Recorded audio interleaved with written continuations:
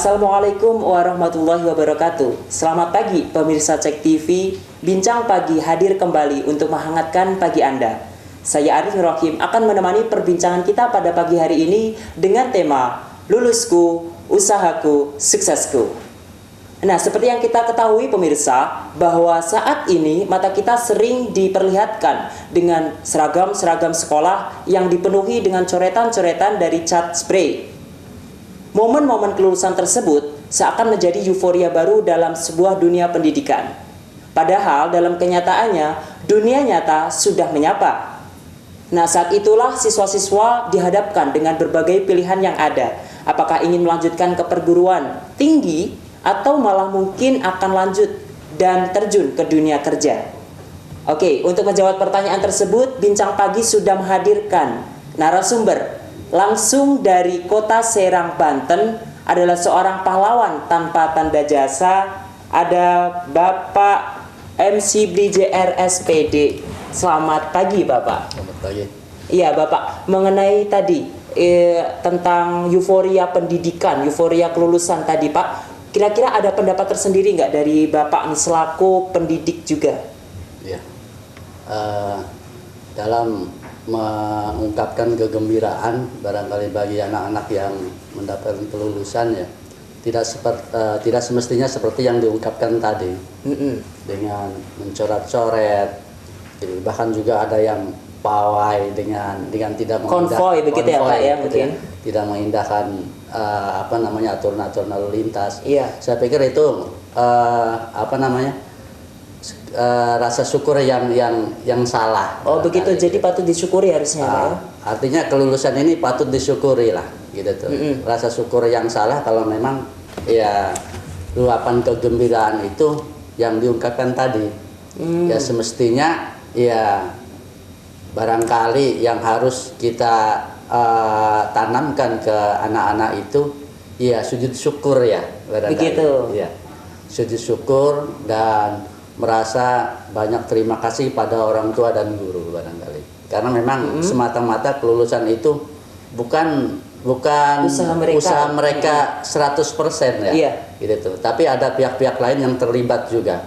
Termasuk tadi yang diungkapkan tadi orang tua dan guru barangkali. Begitu ya Pak ya. Berarti ini berkaitan dengan syukur, ini adalah kaitannya adalah dengan hal yang harus dilakukan. Apakah sepantasnya yang harus dilakukan oleh siswa tersebut begitu ya Pak ketika lulus. Betul. Nah, kira-kira emang apa sih yang harus dilakukan oleh siswa ketika lulus begitu yang baik begitu syukurnya itu? Kita banyak melihat rasa syukur yang salah gitu tuh ya. Yang mencoret-coret baju gitu ya. Saya pikir ya itu kan baju itu dibeli dari orang tua ya. Dan itu pakai uang pastinya Pak ya. Pakai uang gitu tuh. Ya tentunya ya saya yakin dari baju itu masih banyak manfaat kalau tidak dicoret-coret. Barangkali ya rasa mensyukurinya ya baju itu bisa diberikan pada adik kelas atau orang-orang yang membutuhkan. Begitu. Itu juga saya pikir salah satu aplikasi rasa syukur dalam menyikapi kelulusan itu. Dan itu pasti lebih positif ya Pak ya? Tentunya gitu. Begitu ya Pak. Oke, menarik sekali pemirsa Bincang Pagi mengenai rasa syukur yang patut dilakukan oleh siswa ketika mereka menghadapi sebuah kelulusan. Nah, di sini kami mohon izin Pak, ada breaking news yang mau masuk begitu dari reporter kami yang ada di Universitas Muhammadiyah Yogyakarta akan menyampaikan sebuah berita mengenai tes masuk perguruan tinggi begitu. Ada reporter Sulis di sana. Sulis.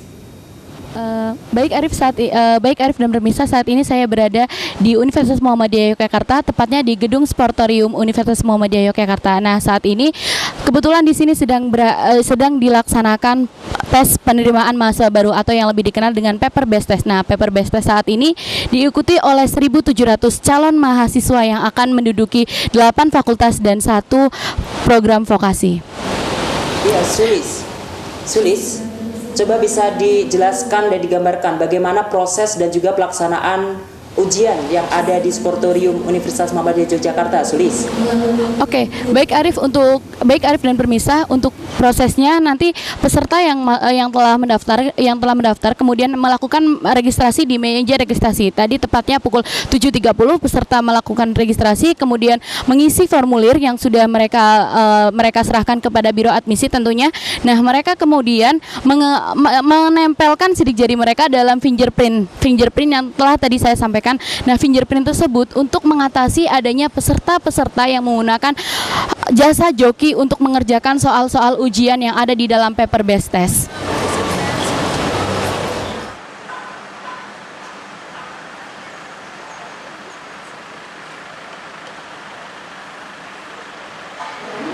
Yaitu kedokteran umum, kedokteran gigi, keperawatan, dan farmasi yang dinyatakan lolos seleksi. Baik Arif dan pemirsa, saat ini saya sudah berada di depan gedung Sportorium Universitas Muhammadiyah Yogyakarta. Nah, peserta sudah selesai melaksanakan paper based test yang berlangsung dari jam 7 sampai jam 10 tadi.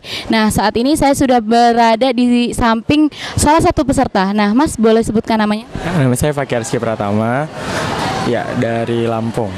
Dari Lampung. Oke Mas, tadi kebetulan sudah melaksanakan paper based test. Nah, untuk prosesnya bagaimana? Prosesnya sih di dalam ya kita semuanya diatur segala macamnya, terus PBT kan dibagi 3 karena tadi ada verbal, numerik sama logika, itu dibedain kertasnya, jadi pengawas tahu kita yang ngerjain duluan karena kan nggak boleh ngerjain duluan, harus tepat waktunya. Terus tadi sebelum masuk juga ada fingerprint, itu menurut saya juga bagus sih karena kalau ada fingerprint kan kita bisa tahu kita itu joki atau bukan, karena pas pendaftaran pun itu kita di fingerprint dulu untuk pendaftarannya, jadi pas masuk di tes kalau misalkan checklist kita boleh masuk, kalau silang kita nggak boleh masuk, itu bagus sih.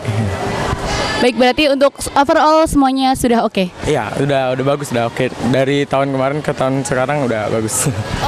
Masnya kebetulan sudah melakukan CBT 2 kali berarti? Iya, udah melawan PBT 2 kali. Iya.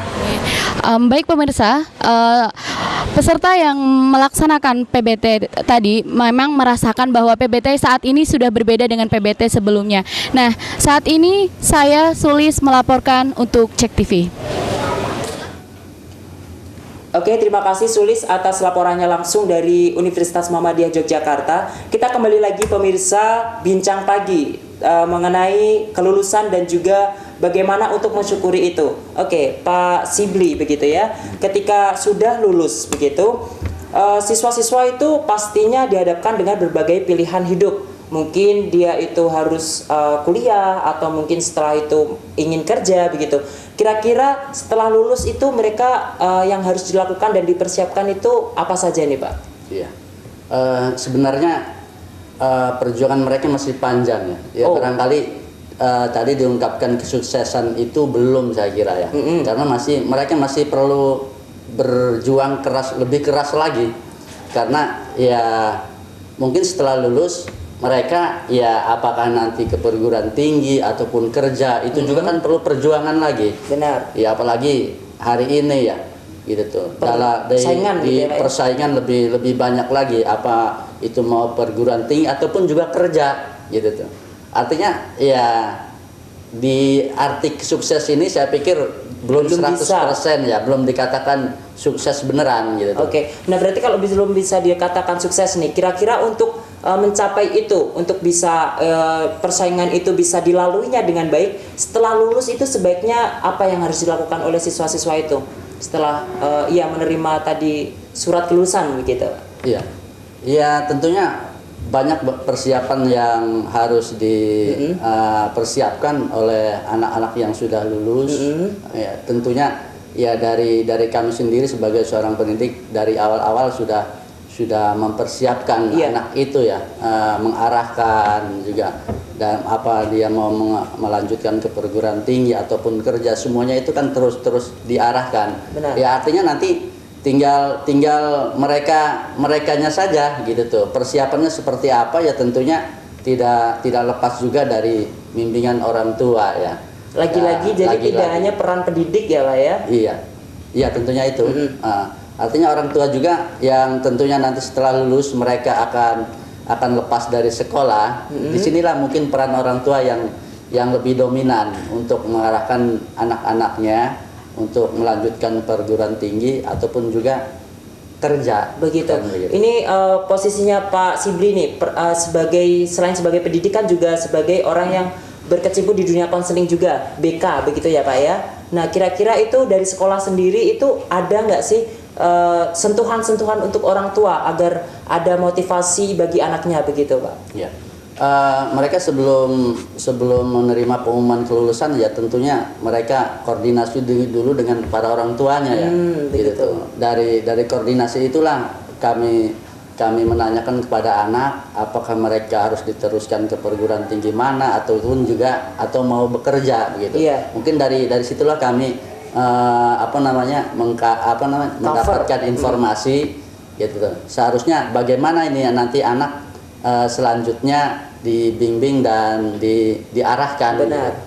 Jadi nanti juga peran orang tua pun di situ harus ikut serta begitu ya Pak Jelas. ya. Oke, baik, bagus sekali nih pemirsa. Jadi ketika pendidik itu sudah sekuat tenaga melakukan sebuah upaya untuk kebaikan dari anak didik tersebut, ketika tidak ada upaya juga dari orang tua itu akan menjadi hal yang nihil. Oke, sebelum kita nanti berbincang mengenai pilihan apakah harus kuliah atau harus kerja dan apa yang harus dilakukan, terlebih dahulu kita simak pariwara yang akan masuk setelah yang satu ini. Kita akan kembali tetap di Bincang Pagi.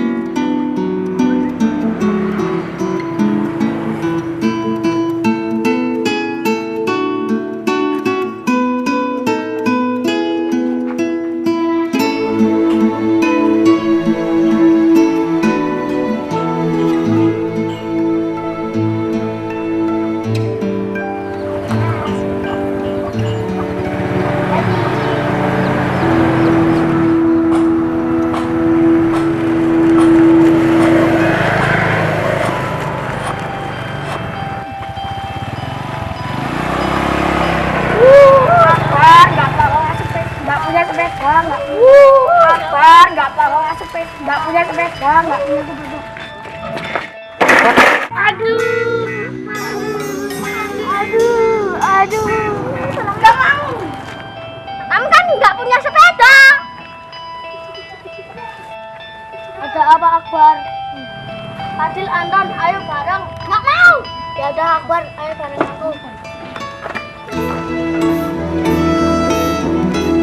Nah, tengok tuh. Kalau kamu sering ngejek dan mencela teman kamu, pasti teman kamu sedih dan kamu pasti bakal dapat balasan. Makanya nak, jangan ngejek orang ya. Iklan layanan masyarakat ini dipersembahkan oleh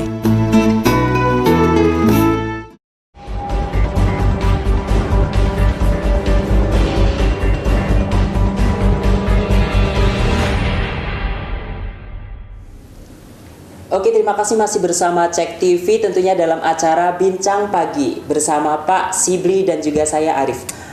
Oke, tadi kita sudah membicarakan mengenai peran orang tua dalam meningkatkan dan juga membantu untuk siswanya, anaknya dalam memilih apa yang harus dilakukan ke depan, apakah kuliah ataupun mungkin harus kerja begitu.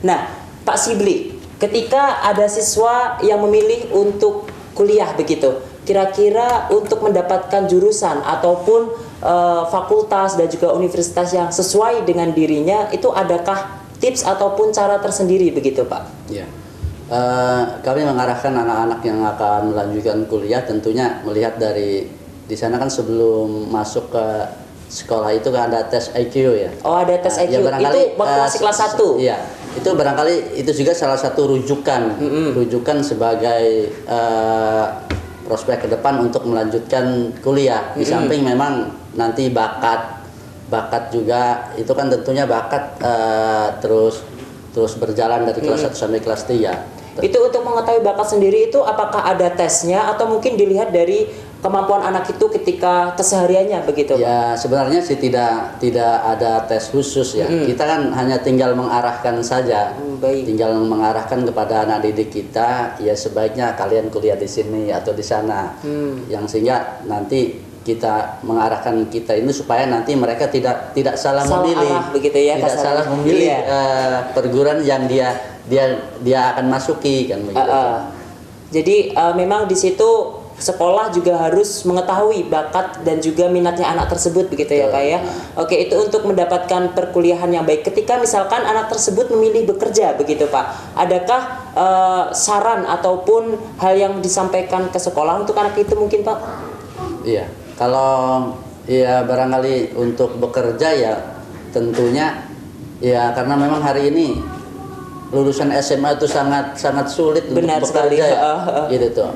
Skill apa yang didapat dari siswa SLTA? Saya pikir belum banyak para perusahaan ini yang membutuhkan mereka. Kayaknya sebagian kecil perusahaan yang membutuhkan anak-anak yang lulusan SLTA. Dan itu pun mungkin ditempatkan di tempat yang memang tidak itu ya Pak ya. Tidak benefit lah kasarannya ya. Oke, seperti itu. Jadi memang diarahkannya memang lebih banyak ke perguruan tinggi atau melanjutkan begitu ya Pak ya. Dan misalkan nih terpaksa anak tersebut tidak bisa melanjutkan ke perguruan tinggi dunia kerja begitu. Apakah memang ada semacam khusus begitu disediakan kayak ini saya arahkan ke sini, kamu kerja saja di sini. Ada link-link mungkin begitu. Sementara ini tidak banyak sekolah yang mempunyai link perusahaan ya. Ya mungkin sekedar untuk mengarahkan dari bakat atau minat anak-anak itu ya ala kadarnya untuk diarahkan saja. Kamu bekerja di bagian ini, di bagian itu lebih cocok barangkali gitu tuh. Begitu ya Pak ya. Berarti ketika seperti itu memang tantangan lebih besar ya Pak ya ke depan ini untuk generasi muda pastinya ya. Jelas. Nah, itu mungkin ada pesan tersendiri nih Pak untuk meraih kesuksesan tadi, untuk meraih kesuksesan yang benar-benar hakiki begitu ya Pak ya, yang bukan dalam arti kesuksesan sementara begitu. Untuk generasi muda nih, kira-kira ada pesan tersendiri nggak? Ya, wabil khusus kepada anak-anak yang tidak melanjutkan ke perguruan tinggi ya. Ya, itu merupakan salah satu kebanggaan juga bagi kami pendidik kalau memang mereka diterima dalam satu perusahaan. Ya barangkali sebagai anjuran dari kami setelah mereka bekerja terus nanti akan melanjutkan belajar dalam artian kuliah yang sehingga ya tidak hanya mencicipi SLTA saja karena di perusahaan pun ya kalau memang pendidikannya hanya SLTA ya karirnya akan mandek ya. Jadi ya setelah bekerja diharapkan ya anak itu bisa melanjutkan untuk kuliah karena memang salah satu kebanggaan juga bagi seorang pendidik manakala anak-anak yang telah lulus itu ya barangkali yang tadi disebutkan sukses ya dalam artian sukses bekerja apalagi sampai bekerja sambil kuliah barangkali begitu. Wah berarti ini menarik nih Pak, ada bekerja sambil kuliah begitu. Kira-kira untuk yang seperti itu nih Pak, bekerja tapi dia juga kuliah begitu. Adakah selain tantangan nih pasti ada tantangan. Adakah hal yang bisa sampaikan gitu untuk yang seperti itu tadi kuliah sambil bekerja agar bisa tetap menyeimbangkan begitu antara kuliah dan bekerjanya begitu? Tentunya anak yang bekerja dan kuliah itu mempunyai tantangan yang lebih besar ya pasti dibandingkan dengan hanya berkuliah doang gitu tuh ya makanya kami juga kadang-kadang membandingkan hal-hal yang daif atau yang kurang buruk lah kalau dikatakan buruk kalau memang hanya dengan kuliah saja dia tidak sukses dalam artian tidak lulus di minimal di S1-nya gitu karena memang hanya tugasnya kan hanya belajar saja. Benar banget. Sedangkan kalau memang kalau dia itu bekerja mereka kan harus memikirkan dua faktor ya antara pekerjaannya dan kuliahnya gitu ya. Belum Jadi mengatur waktu dan tenaga dan sebagainya begitu. Mengatur waktu itu yang paling penting ya bagi mereka yang seperti itu begitu ya Pak ya. Oke, menarik sekali perbincangan kita pada pagi hari ini. Namun sayangnya kita terbatas oleh waktu, jadi tidak bisa melanjutkan lagi. Tapi jangan sedih karena kita nanti akan kembali lagi di Bincang Pagi dengan tema yang lain tentunya dan juga narasumber yang lain. Untuk kali ini Bincang Pagi mengenai lulusku, usahaku dan suksesku bersama Pak Sibli kita akhiri sampai di sini. Untuk kesimpulan pada Bincang Pagi kali ini bersama Pak Sibli, kita ketika memulai sebuah sesuatu dengan kebaikan, ketika tadi siswa lulus dan diakhiri dengan sebuah kebaikan, pastinya nanti akan mendapatkan sebuah kesuksesan pula, baik itu dalam dunia kerja ataupun ketika memilih untuk melanjutkan ke perguruan tinggi. Begitu. Jadi mulailah sesuatu dengan kebaikan, maka kesuksesan akan mengikutimu. Itulah yang dapat kita capai dan kita petik pada Bincang Pagi kali ini. Terima kasih telah mengikuti Bincang Pagi kali ini bersama Pak Sibli. Saya Arif Rohim beserta kru yang bertugas. Terima kasih undur diri dari hadapan pemirsa Cek TV. Assalamualaikum warahmatullahi wabarakatuh.